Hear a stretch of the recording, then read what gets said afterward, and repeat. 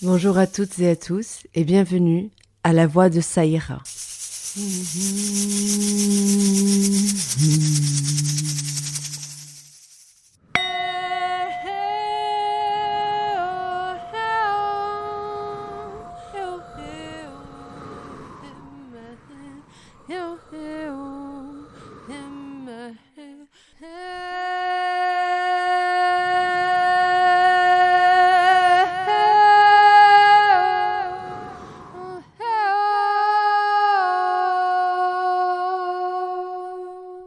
Ça a été une semaine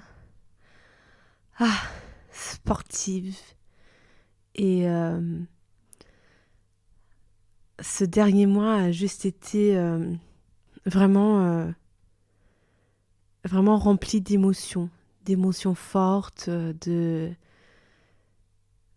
C'est un mois où vraiment il y a un relent de quelque chose en moi et ça faisait longtemps. Donc ça fait bizarre, ça fait du bien et en même temps c'est intriguant. Il y a plein de choses qui se passent pour moi en ce moment et c'est assez spécial et c'est assez fou d'accueillir toutes ces nouvelles choses dans ma vie. Alors, vous le savez pas, mais j'ai lancé l'introduction de mon podcast le 24 mai, qui est le jour de mon anniversaire. Donc, c'est la semaine dernière, j'ai quand même fait quelque chose d'assez important pour moi. Ça faisait longtemps que je vivais pas des choses mystiques dans ma vie. J'ai un peu traversé une espèce de désert spirituel où, je sais pas, j'ai même eu beaucoup de doutes spirituels. J'ai traversé vraiment une phase de remise en question, de doute, de remise en... Parfois, mais je pense que c'est sain. Parfois, il faut remettre en question ses croyances. Et c'est drôle parce que moi, je suis vraiment... j'oscille entre deux mondes. Qui est d'un côté une certaine rationalité et rigueur que me confèrent mes études. Donc, j'essaie d'avoir une rigueur assez scientifique. On peut dire, oui, on peut dire ça. En sociologie, on essaye quand même d'être assez rationnel. Et on essaie de suivre une méthode scientifique. Et puis, j'ai un autre côté de moi qui est ultra spirituel et ce sont presque deux antagonistes qui règnent en moi. Et c'est deux parties de moi dont j'ai vraiment besoin dans la vie. Et j'ai besoin de ça. J'ai besoin d'un côté d'être dans quelque chose de vraiment carré et rationnel et limite parfois un peu dur dans le sens où je sais pas ce que je veux, je ne dis pas ce que je veux, voilà. Même de très scolaire, académique, très rigoureux. Et j'ai besoin à côté d'avoir quelque chose comme ma spiritualité, mes croyances et ma poésie, parce que je pense qu'il y a quand même beaucoup de ça dans la façon dont moi je vis ma spiritualité. On aura l'occasion d'en parler en long, large enfin dans tous les sens, quoi. Mais il y a quand même quelque chose de très poétique.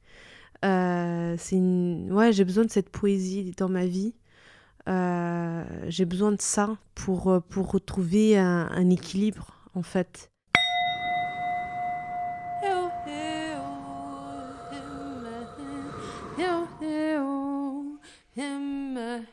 Sauf que parfois vous savez, c'est comme tout dans la vie. Parfois, il faut dépoussiérer un peu les meubles. Et j'ai traversé vraiment là quelques mois vraiment de remise en question totale au niveau de mes croyances, de mes pratiques, de plein de choses. Et je pense que je parlerai plus en détail sur le sujet. Là, je suis pas encore arrivée au bout de mes réflexions là-dessus. Mais en tout cas, on peut dire que ouais, là, ça fait quelques mois que j'ai vraiment une traversée du désert et que j'ai remis en question beaucoup de choses et que j'ai arrêté les pratiques et je me suis même demandé si je pourrais un jour en fait recommencer. Et c'est assez drôle parce que parfois quand même les choses elles s'enchaînent bien dans la vie. Je sais pas comment dire. Parfois il y a des moments où on dirait que tout est hasard, tout est un peu au pif et il y a des moments au contraire où tout se superpose tellement bien, tout se suit tellement bien, on dirait vraiment que c'est une danse, les événements se suivent les uns des autres dans une cohérence hallucinante et c'est là où en général on parle de synchronicité, de choses comme ça. Il y a des moments où vraiment tout est tellement aligné et juste tout marche bien, quoi. Et là je traverse un peu une phase comme ça, où tout s'enchaîne très bien.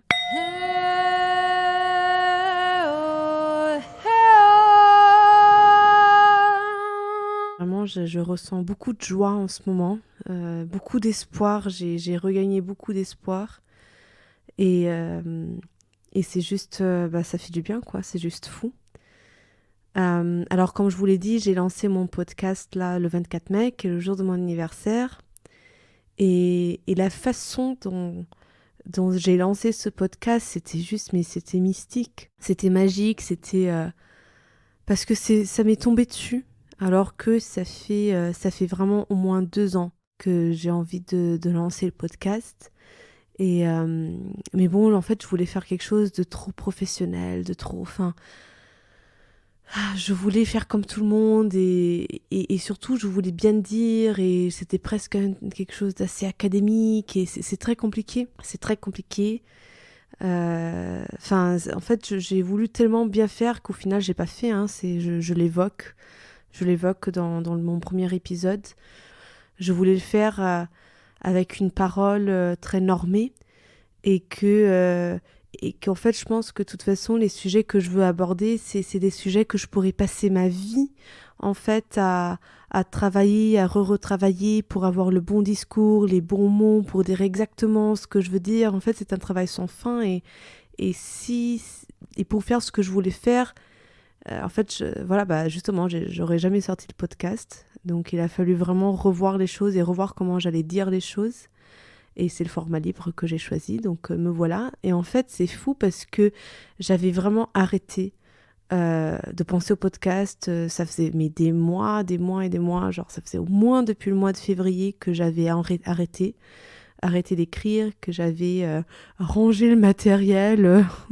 Vraiment, voilà quoi, je m'étais plutôt mise à enregistrer ma voix pendant que je chante. Ça, j'avais continué à faire parce que j'aime chanter et puis parce que j'ai jamais eu la prétention, enfin j'ai jamais pensé que j'allais publier ma voix au départ, c'était pas, voilà quoi, donc j'ai continué à chanter mais puis même à la fin je chantais même plus trop au micro, je chantais plutôt moi toute seule et c'est fou comment en une journée, alors que vraiment mais c'est venu de nulle part, j'ai vu une perruche et j'ai pondu un podcast. C'est assez fou. C'est assez fou. Surtout que ça s'est fait de telle sorte à ce que le 24 mai, je le publie.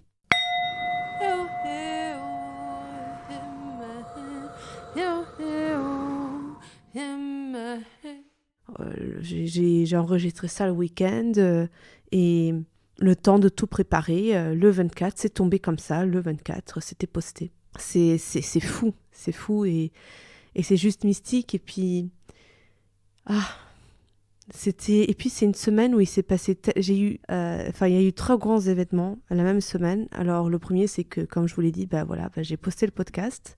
Donc le jour de mon anniversaire, la voix de Saïra s'affichait sur à peu près une grande partie des applications de podcast. J'étais très contente. J'étais vraiment très contente, très très très contente.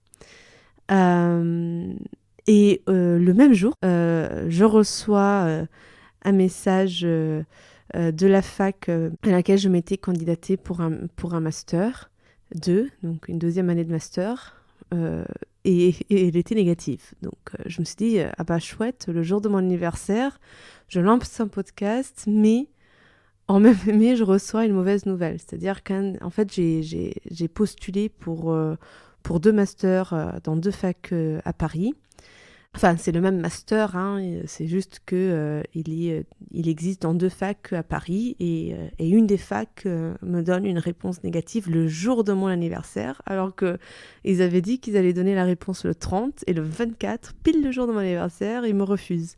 Et je me dis, ah oui, quand même, ils auraient pu choisir une autre date et je le prends comme un signe. Je me dis, mais qu'est-ce que ça veut dire? Est-ce que ça veut dire qu'en fait, la fac, c'est pas du tout pour moi? Je sais pas. C'est une fac qui est connue pour être vraiment très académique, vraiment très procédurière, voilà. Et l'autre fac, c'est une fac plutôt connue pour être militante et plus passionnée. Et de toute façon, bon, j'avoue que je préférais le master de l'autre fac, pas de celle qui m'a refusée. Et la même semaine, le 26, alors que j'allais fêter mon anniversaire, donc le 26 mai, alors que j'étais à la porte de ma meilleure amie parce que en fait mes amis pouvaient pas fêter mon anniversaire le 24, donc on a fait un petit dîner le 26 pour le fêter. Ce jour-là, je reçois un mail de la seconde fac qui me dit que j'ai été admise.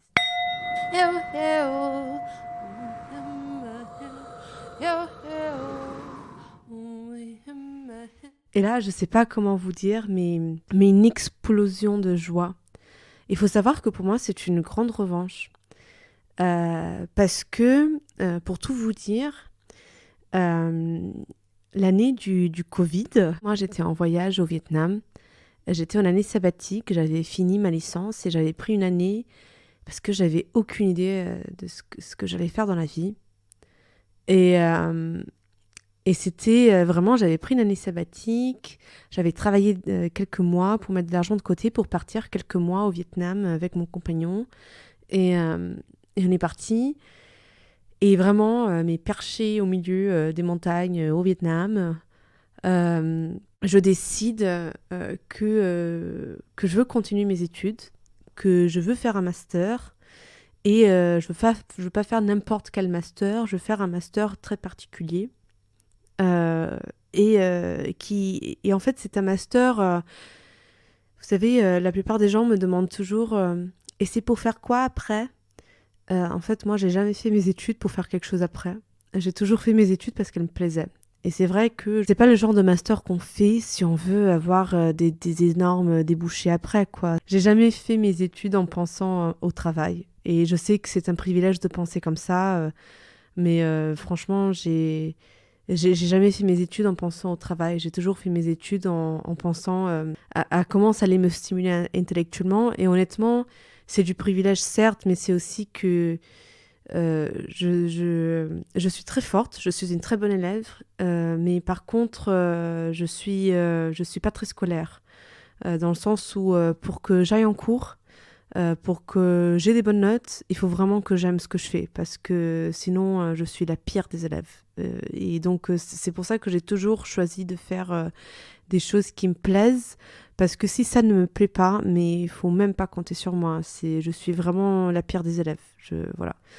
Euh, et, euh, et du coup, perché dans les montagnes, je décide que je continue mes études, ce qui est une grande chose parce que, comme je viens de dire, je suis pas scolaire. J'avais fini ma licence et vraiment, j'en avais marre. Et je me demandais ce que j'allais faire dans ma vie, qu'est-ce que j'allais devenir. Et je décide ça. Et du coup, je me candidate au master. Donc, les masters que je viens de citer, hein, les deux. Et j'étais certaine, mais certaine j'étais certaine que j'allais être prise. Et vraiment, mais voilà quoi. Bon, après, j'ai beaucoup sué pour faire mes projets de mémoire et tout. Je me suis bien voilà, je me suis bien donnée. Et j'avais un sujet qui moi, me semblait... honnêtement, c'est un sujet... J'en parlerai, mais là, c'est pas ce qui est important. J'avais un sujet qui me semblait mais génialissime et qui aujourd'hui, du coup, je travaille dessus et je sais à quel point il fallait y penser, quoi. Il fallait y penser, c'était un angle mort. J'ai capté un angle mort et j'ai voulu travailler sur ça. Et honnêtement, mon projet de mémoire est vraiment très intéressant. Je pense qu'il est très utile. Mais à l'époque où je l'ai présenté, je pense que c'était un peu, comment dire, c'était cocky. C'était pas prétentieux, c'était osé. C'était osé parce que je débarque, j'avais jamais fait de sociologie de ma vie. Vraiment, je débarquais un peu comme ça, avec un sujet très dur, qui aborde un très grand tabou social. Et on va dire que j'attrape le taureau un peu par les cornes.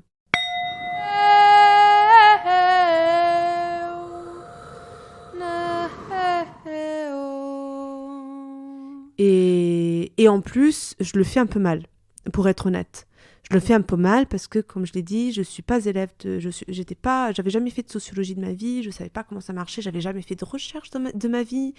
Ma licence précédente n'était pas vraiment une licence de recherche, mais moi j'étais convaincue parce que mon projet il était quand même très intéressant, très original, et parce que vraiment, j'étais très confiante. Et, et les 2 masters m'ont refusé. Et je l'ai très, très mal pris. Et je me souviens que je leur avais écrit et qu'ils m'avaient répondu. Ils m'avaient dit non, mais vraiment, votre dossier, il n'est pas bon du tout. Enfin, votre projet de mémoire, il n'est pas du tout qualitatif. Et le sujet est très peu original. Et moi, j'aurais pu tout entendre, mais je pouvais pas entendre que mon sujet n'était pas original. Parce que c'est faux. Voilà. Alors, vous savez pas de quoi te parle, mais c'est pas grave parce que c'est pas le propos. Peut-être qu'un jour, je vous parlerai de mon sujet de mémoire, probablement quand j'aurai vraiment fini mon master et que voilà, que ce sera définitif. Pour l'instant, j'ai pas trop envie de rentrer là-dedans parce que ce serait tout un autre sujet. Et moi, là, c'est l'histoire de comment je suis finalement rentrée dans le master qui m'intéresse. Mais moi, je pouvais pas l'entendre parce que mon sujet était original. Et il est original. Et moi, je le savais et je l'ai vraiment mal pris. Et je me suis battue. Hein. Moi, je me souviens qu'à l'époque, je me suis dit, bon, ok, t'as pas été prise. Normalement, pour s'inscrire, pour se candidater dans les masters, il y a 2 phases. Il y a la première et la deuxième phase, et on peut se candidater à la première ou à la deuxième phase. Normalement, il y a 2 phases de candidature, mais pour ces masters-là, il n'y en a qu'une seule, parce que c'est des masters qui sont très sélectifs, et c'est surtout des masters qui ont très peu de place. Donc, je me suis dit, c'est pas grave, je vais faire un M1 autre part, dans un autre master qui ne sera pas le même mais qui sera similaire. Et mon but, ça va être de faire une année, d'avoir les meilleures notes possibles pour pouvoir tout simplement me candidater en M2. Comme ça, je perds pas d'année. Parce qu'il faut savoir que pour s'inscrire en M2 dans ces masters, il faut avoir une moyenne de 15 minimum, ce qui est une moyenne très haute quand même. Et je vous ai dit que je ne suis pas quelqu'un de très scolaire, et c'est vrai. Et je suis aussi pas quelqu'un qui... J'ai toujours eu des bonnes notes, mais parce que j'ai des facilités à l'école, mais j'ai jamais vraiment travaillé à l'école. Pour la première fois de ma vie, j'ai vraiment travaillé à l'école. Et pour ce master, j'ai vraiment travaillé. Alors que tout était contre moi, parce qu'il y a tout eu. Il y a eu le Covid. Enfin, franchement, c'était pas facile. C'était vraiment pas facile. Ça a été une année très dure. J'ai fait mon premier burn-out. J'avais jamais fait de burn-out. Enfin, en tout cas, pas parce que je travaillais trop. Et là, j'ai fait un burn-out parce que juste, je travaillais trop. J'étais vraiment à fond dans ce master parce que j'ai adoré le sujet, quoi. Et c'est vraiment pas pareil quand on adore notre sujet d'études. Moi, j'adorais mon sujet. J'adorais ce qu'on faisait. Je voulais être la meilleure. Enfin, je voulais pas être la meilleure par rapport aux autres. Je voulais être la meilleure dans le sens où je voulais donner le mieux de moi. Les autres, je sais même pas quelle note ils avaient. Ça se trouve, on était tous les meilleurs, j'en sais rien. Mais je voulais être la meilleure, oui, je voulais donner le meilleur de moi-même. Et c'est ce que j'ai fait. Mais en fait, mais j'ai fini par oublier qu'en fait, moi, je voulais rentrer en Master 2 dans le master plus sélectif, là, l'année d'après. J'ai complètement oublié. Et pour tout dire, quand je suis arrivée à la fin du master, j'en pouvais plus. j'en pouvais plus du master. J'avais passé mon été à écrire mon mémoire. Je m'étais saignée toute l'année. Je m'étais saignée pendant tout l'été. J'ai pas eu d'été. Et quand je suis arrivée en septembre et que j'ai soutenu, et franchement, j'ai réussi avec brio. J'ai eu une excellente note. Mais alors que je pensais que j'allais avoir un 10, j'ai eu un 17. Oui, j'ai été cette personne vraiment relou qui dit qu'elle va avoir un 10 et puis s'en sort avec un 17. J'ai été cette personne. Mais je partage la rage de certains ou certaines, hein, parce que moi, j'ai toujours haï les gens comme ça et je le suis devenue. Donc bon, écoutez, voilà, comme quoi il faut pas trop haïr les gens parce qu'un jour, on peut devenir exactement comme les gens qu'on haït.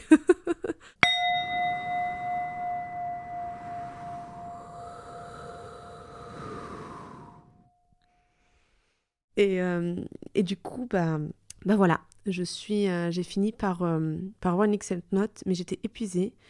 Et j'ai dit là, j'arrête. Et moi, je voulais partir. Enfin, moi, je voulais arrêter mes études. Je voulais même pas faire de M2. J'ai dit de toute façon, j'ai compris que c'est pas pour moi. La recherche, c'est épuisant. Je suis épuisée. J'ai pas envie de faire ça. Moi, j'ai d'autres passions dans la vie. J'ai d'autres choses que je veux découvrir. Je commençais à avoir des projets, dont notamment ce projet de podcast qui commençait à émerger en moi et j'avais juste envie de partir. Et c'est mes profs, mon jury de soutenance, qui étaient aussi mes profs, qui m'ont dit mais non, mais ne pars pas, fais une année de césure, parce que tu peux garder tous tes droits étudiants, fais une année de césure et, et reviens l'année d'après. Nous, on te reprend sans aucun problème, on te reprend ici. Mais ne pars pas, c'est bête c'est vraiment bête de partir, quoi. Parce que là, tu as commencé un travail et tu es à deux doigts d'avoir un master et de le finir. En plus, c'est un travail qui est passionnant, qui est original, hein, quand même, parce qu'il est original. et, euh, et donc, c'est ce que j'ai fait. J'ai fait une année de césure. Et là, actuellement, je suis encore dans cette année de césure. Et est arrivé un moment où je me rappelle, en fait, de ce truc de « Ah ouais, mais c'est vrai que... qu'il y avait que je voulais me candidater, en fait, euh, au master, à ce master-là, à ces masters-là, quoi. Euh, et en fait, c'est fou comment la vie, il y a des choses qu'on veut tellement dans la vie, mais en un rien, enfin une année, c'est rien du tout. Comment ce n'est plus des priorités après, comment on oublie, je sais pas comment expliquer, mais je me suis inscrite en me disant, oh là là, la flemme, bon bah écoute, je vais m'inscrire parce que quand même, je pense que je vais me détester si je le fais pas. Et vraiment, quand je vous dis que écrire mon projet de mémoire, alors que c'est le même, hein, c'est le même mémoire, mais il a fallu le réécrire parce que le premier était quand même, je l'avoue, très mal écrit. Là, il fallait que je fasse un truc un petit peu balèze quand même. Quand je vous dis que l'écrire, ça a été une torture, j'ai mis 1 mois et demi à écrire ce projet de mémoire. Je l'ai rendu, mais vraiment, mais la veille, je l'avais même pas, je l'avais pas fini encore. Je l'ai rendu vraiment tout à la dernière minute. C'était n'importe quoi. Enfin, j'ai même, pour vous dire, j'ai même oublié de supprimer un paragraphe que j'avais surligné en rouge. Et donc, je leur ai envoyé un projet de mémoire avec un paragraphe souligné en rouge. C'est dire vraiment le... J'étais, oh là là, au bout de ma vie, quoi. Mais je l'ai rendu, je l'ai fait. Et je me suis dit, bon, j'y crois pas. Et il y avait quelque chose en moi qui disait, c'est con. C'est con parce que c'était un rêve à toi. Et, euh, et tu t'es pas donné les moyens. T'as fait un peu n'importe quoi. T'as pas bien fait. Si tu ne rentres pas, je pense que tu vas le regretter. Même si, en fait, je me suis dit, t'es un peu feignante, c'est juste parce que t'as un master qui est... En fait, si je voulais... Enfin, j'étais déjà dans un master, alors que les années d'avant, vraiment, enfin, je rentrais nulle part. J'avais pas de master, j'avais nulle part. Là, c'est bon, j'avais la sécurité d'un master et je me suis dit, voilà, tu as la sécurité d'un master, donc tu fais moins bien les choses, alors que c'est quand même un master qui est beaucoup mieux, c'est quand même ton rêve, enfin, voilà, quoi, c'est bête. Mais il y avait quelque chose en moi où je traversais ce désert.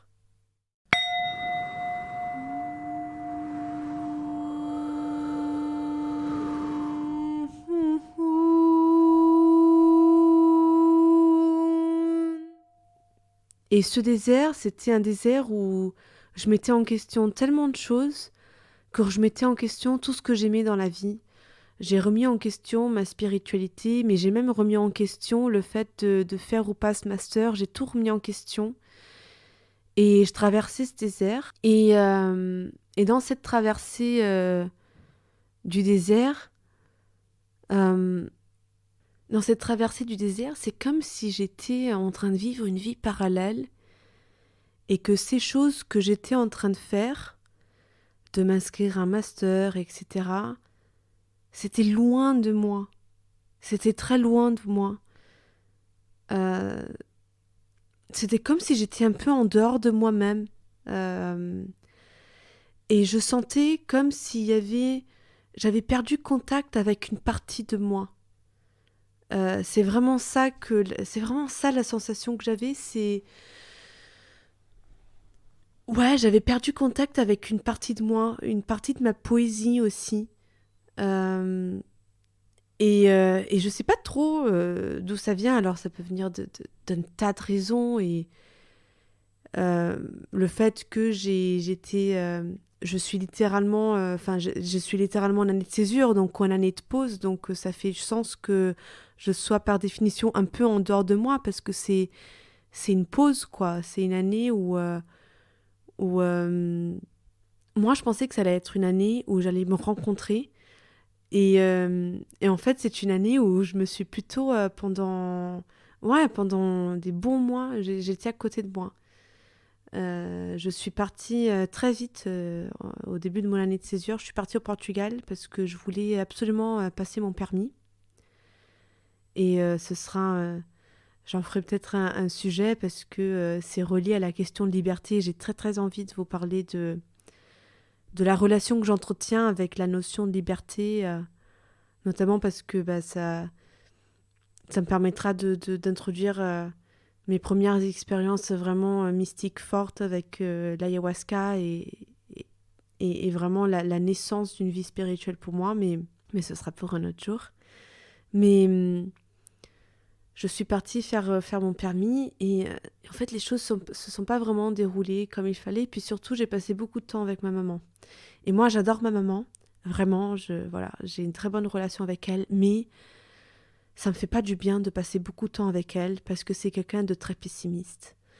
Euh, et euh, et c'est et j'avoue que ces mois au Portugal m'ont connecté avec une autre partie de moi, mais m'ont déconnecté avec je sais pas comment dire. C'est comme si j'ai changé.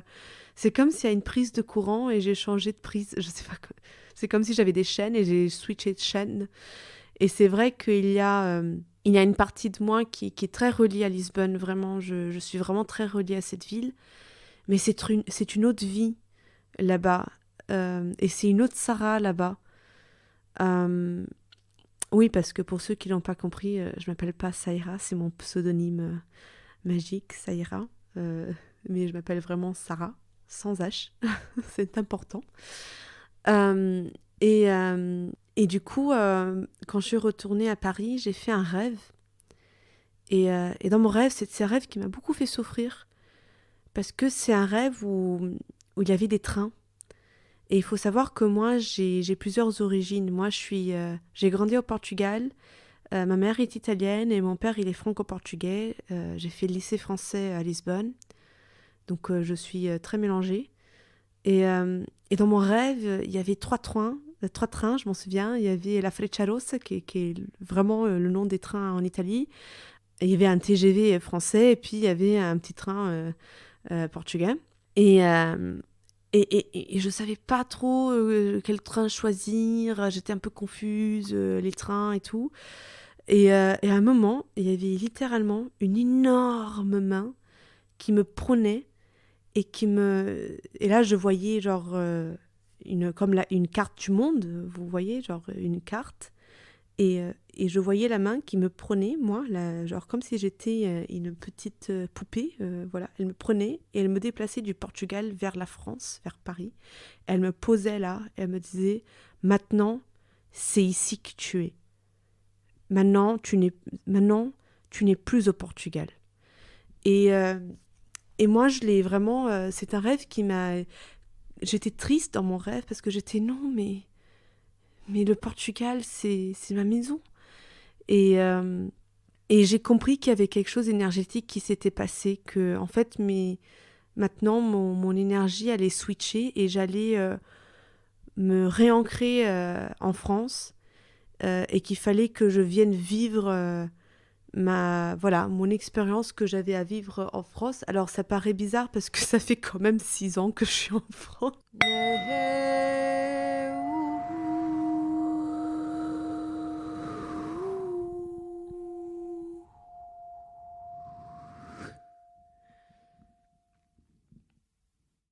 J'ai une relation à Paris qui est particulière, je reviendrai dessus, je pense notamment quand je parlerai de ma sensation de liberté, mais oui, c'est compliqué, Paris pour moi, c'était compliqué, je me suis jamais vraiment sentie à la maison en France, et, mais là je pense qu'il y a vraiment quelque chose qui est en train de se passer, euh, où tous ces allers-retours, cette dernière année, il y a eu tellement d'allers-retours entre la France et le Portugal qu'il y a vraiment eu un grand travail qui a été fait euh, entre ces deux villes, où j'ai pu redécouvrir mon amour de Lisbonne, j'ai pu la réexplorer, j'ai pu vraiment me relier à elle d'un point de vue spirituel, poétique, mystique. J'ai pu faire la paix, j'ai fait beaucoup la paix avec Lisbonne, et j'ai aussi beaucoup fait la paix avec des choses de mon adolescence. En fait, sans m'en rendre compte, ça fait quand même plus d'un an qu'il y a vraiment je suis en train de résoudre beaucoup de thématiques qui étaient liées à la vie que j'ai eue là-bas. Et, euh, et j'ai eu des énormes prises de conscience à Lisbonne. Et j'ai pu d'une certaine manière pas lui dire au revoir, parce que c'est pas un au revoir pour toujours. Mais oui, j'ai juste fait la paix avec elle. J'ai compris que pour moi, Lisbonne, maintenant, voilà, c'est un port. C'est un port où je peux revenir accrocher mon bateau. C'est un port sûr. Mais voilà, mais c'est un port. C'est-à-dire que je peux m'y accrocher, mais je peux partir. Euh, donc, il y a un peu cette liberté. C'est vraiment comme un temple. C'est un endroit où je peux venir me recueillir, où je peux venir habiter un peu pour repartir mieux. Voilà. Et que maintenant commence aussi tout un travail d'habitation de la France où où je pense que je vais vraiment commencer à habiter la France. Et, euh, et du coup, oui, il y a eu ce rêve qui m'a beaucoup marquée parce que d'une certaine façon, c'était comme si on me disait bah voilà, maintenant tu es ici et maintenant il faut que tu te concentres dans la vie que tu as ici. Et ma vie que j'ai ici, elle est énorme parce que, mine de rien, bah, il y a tout cet aspect des études. Il y a beaucoup de vie spirituelle ici aussi pour moi. Et puis, il y a quand même mon amoureux qui est ici. Et c'est une relation qui a souffert. Forcément, j'ai passé beaucoup, beaucoup de temps à distance. Et bon, ça va, hein, la relation, elle est forte, il n'y a pas de souci. Mais bon, c'est une relation qui a forcément été touchée par le fait que je parte aussi longtemps, même si elle va très bien. Maintenant que je suis revenue et qu'il y a tellement de temps à passer ensemble, il y a tout un rééquilibrage à faire et voilà quoi. Donc, C'était comme un message pour me dire, voilà, maintenant c'est fini les allers-retours, maintenant c'est fini tout ça, maintenant tu viens et tu restes et tu te concentres. Sauf que j'avais été tellement de temps en dehors que, bah voilà, j'étais là, mais j'avais, mais entre-temps, j'avais eu tous mes doutes, j'avais eu cette espèce j'avais une espèce de déconnexion avec la Sarah que j'avais laissée en arrière à Paris, quoi. J'avais laissé derrière moi une Sarah qui avait des rêves, qui avait, c'était un peu dur, je me sentais un peu distante de cette vie-là. Et c'est fou parce qu'en une semaine, c'est assez fou, en une semaine, il y a eu une espèce de... Ah, c'est comme, vous savez, parfois, quand vous vous endormez et vous avez la sensation de tomber à l'intérieur de vous-même et vous vous réveillez comme ça, genre comme si vous étiez tombé à l'intérieur de vous-même. C'est exactement la sensation que j'ai eue là. En une semaine, c'est pam, d'un coup, waouh! Je suis retombée à l'intérieur de moi-même, je suis pleine d'énergie, j'ai retrouvé un bout de moi et il y a tout qui est en train de renaître. Ma spiritualité qui était vraiment mais au point mort, avec beaucoup de doutes. Je pense que de toute façon j'en reparlerai de mes doutes. Avec tous mes doutes, voilà, j'étais arrivée au point où j'étais vraiment triste parce que là en juin, je vais avoir un stage onirique. Peut-être que je vous en dirai plus. J'en parlerai certainement quand je l'aurai fait parce que je pense que ça va être une expérience incroyable. Mais j'ai un petit stage onirique où, voilà, un truc autour des rêves. Et je me disais, c'est horrible parce que je crois tellement plus à tout ça que je vais arriver là-bas et en fait, je vais servir à rien. Je serai pas dans la bonne énergie, j'arrive plus à croire. Et en fait, j'ai vraiment, il y a tout un problème avec ça où je pensais que je croyais plus et quand on croit plus, ben ça ne marche plus. Enfin, parce que j'ai eu vraiment toute une remise à question autour du fait de croire, de la croyance. Et c'était dur. Et en même temps, là, cette dernière semaine, c'est revenu.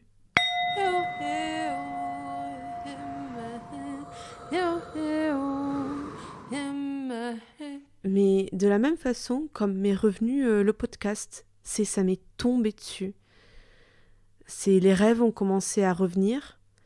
Les rêves, ça faisait longtemps que je faisais plus des rêves vraiment qui étaient vraiment d'ordre mystique, symbolique, comme je pouvais avoir.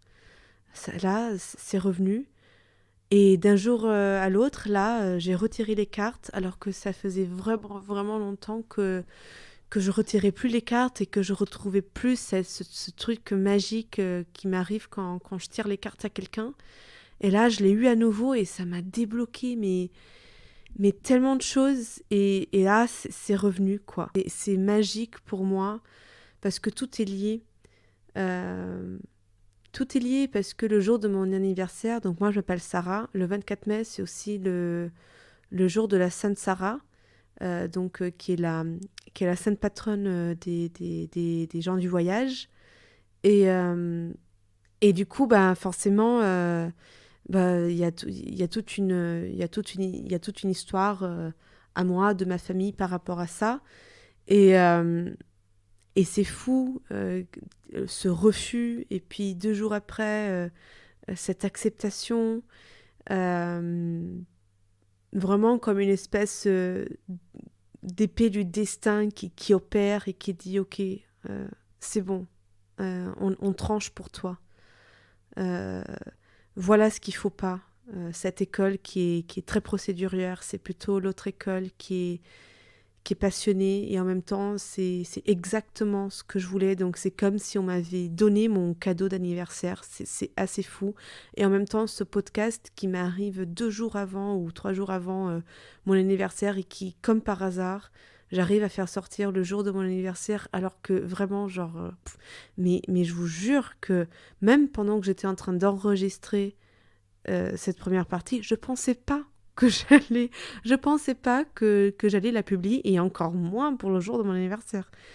C'est ah mon Dieu, c'est juste fou de Parfois, il y a ces moments de la vie où juste on est en pleine gratitude pour ce qu'on est en train de traverser. Et je ressens ce flux d'énergie me revenir et, euh, et de voir comment parfois la vie nous donne vraiment des grands feux verts. C'est vraiment assez fou.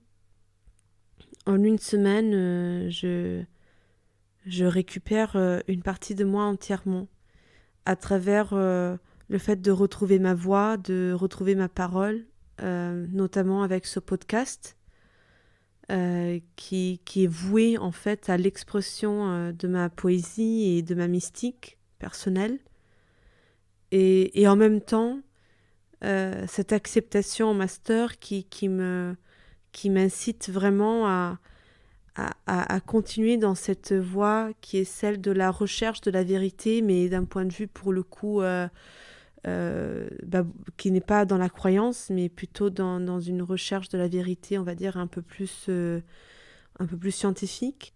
Mais je pense vraiment que les deux sont liés, que d'une certaine façon, je me suis donné, je me suis offerte un micro et la vie m'en a offert un autre qui est la fac, parce que d'une certaine façon, c'est aussi une forme de reconnaissance de mon travail que d'avoir été admise dans ce master, parce que le même master qui a 2 ans a dit que mon travail n'était pas bon, qu'il n'était pas original, est un master qu'aujourd'hui m'admet et qui me dit tout l'inverse, qu'en fait si c'était original et si il mérite.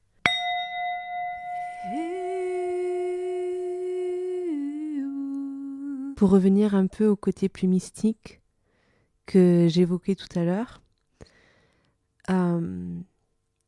c'est vraiment que j'ai eu la sensation cette année de faire une traversée.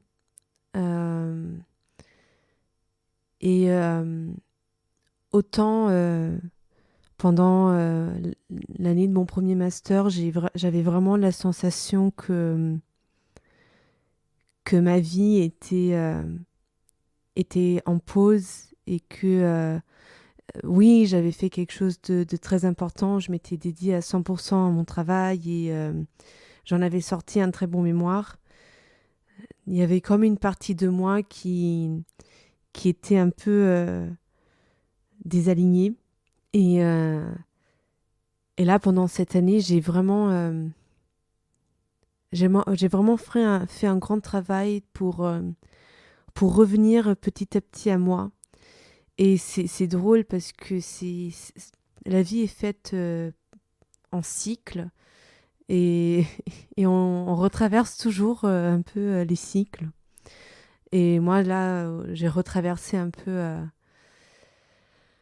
les cycles de la Renaissance, on va dire ça comme ça, et je me suis perdue pour me retrouver. Donc, je parlais tout à l'heure du fait que j'avais eu la sensation d'avoir fait un pas de côté pour finalement revenir à moi, et c'est exactement ce qui s'est passé. Et, et comment finalement la façon qui m'a fait revenir à moi le plus brutalement, c'était finalement à travers la voix.